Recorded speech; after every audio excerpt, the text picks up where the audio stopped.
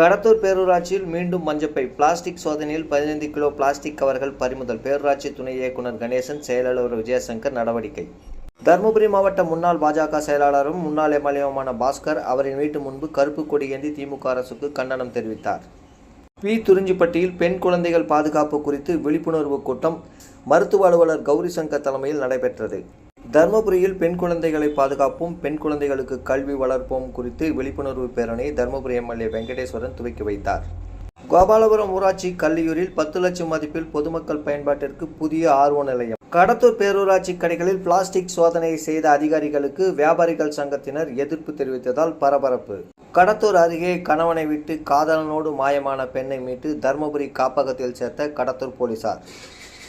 12ஆம் வகுப்பு மாணவி பாலியல் வன்கொடுமை செய்த தனியார் பள்ளி டிரைவருக்கு 15 ஆண்டு சிறை தண்டனை, 15,000 அபராதம் விதித்து தீர்ப்பு.